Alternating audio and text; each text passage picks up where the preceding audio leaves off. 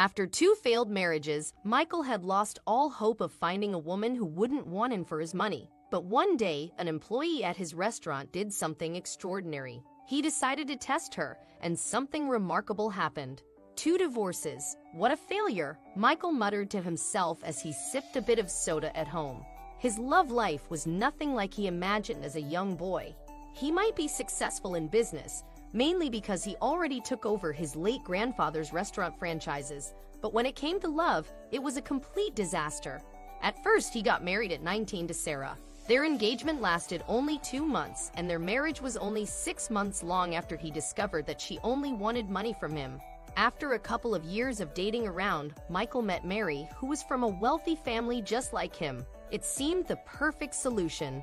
She grew up with money and was set to inherit millions of dollars so that she wouldn't want anything from him.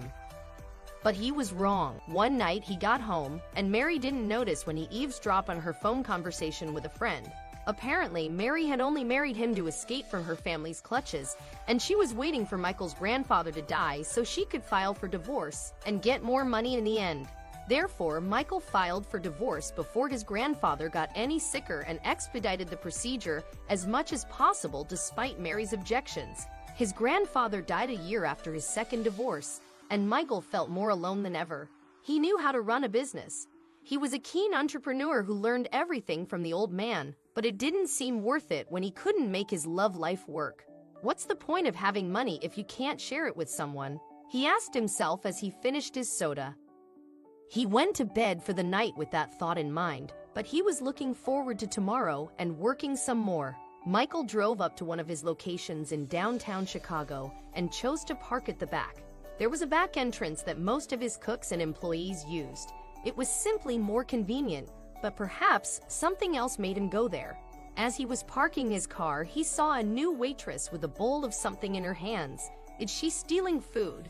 He wondered aloud. It was odd because this place offered its employees breakfast, lunch, and dinner, depending on their shifts. He saw the woman pour whatever she took into an old box on the floor, then rush inside. After parking his car, Michael got out to investigate and heard a tiny meow coming from the cardboard box. It was a kitten, and it was devouring the food the woman brought outside. What a kind gesture, he whispered to himself, and remembered the look of tenderness the woman had on her face. It takes a remarkable person to care for such a defenseless creature, and that's when Michael had an idea. He rushed back to his car and went home to change his clothes. April exited the restaurant through the back like she did the past few days. Someone had abandoned a kitten in a box, and she was feeding it leftovers from the day. Hopefully, no one had discovered her yet. She was moving apartments and couldn't take the kitten with her just yet, but it liked to stay safe inside that box, so she planned to bring it to her new place soon. For now, leftovers would work. But when she went outside for the second time that day, the kitten was nowhere to be seen. Oh no! Kitty, kitty, kitty! April started to call and looked around. Suddenly, she saw the tiny cat in the arms of a man who was dressed in poor clothing and wearing a hoodie. "Hello there. Is this your cat?" the man asked with a kind smile. "Technically, no. I found it a few days ago, and I've been feeding it secretly. Don't tell my boss."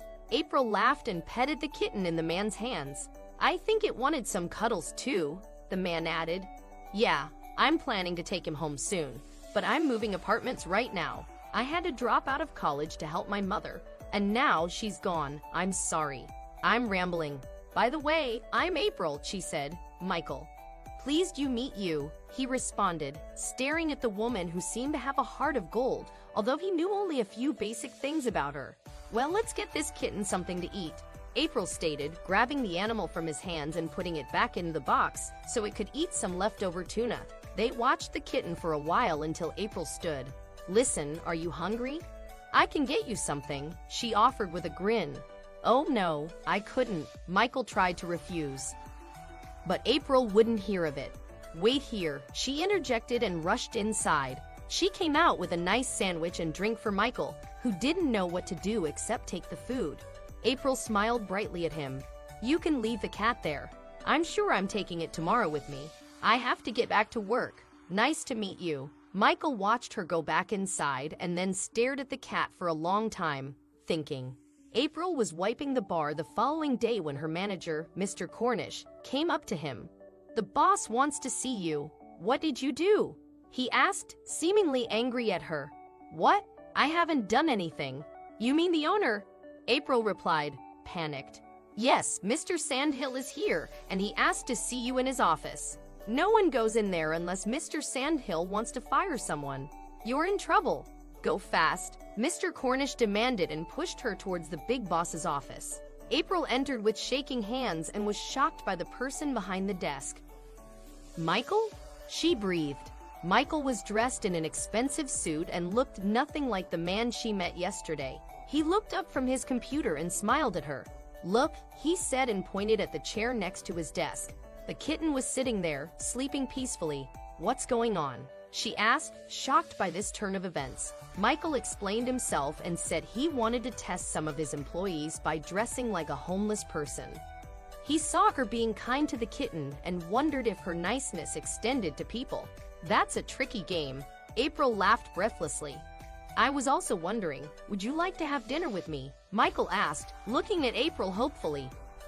"I don't even know you," she replied. "That's why people go on dates," he jested, grinning. "I don't know. You're my boss," she hesitated. "Fair enough," Michael decided and let her go back to work.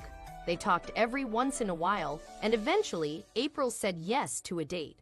They got married 2 years later, and Michael never had to worry about her. April didn't care about his money.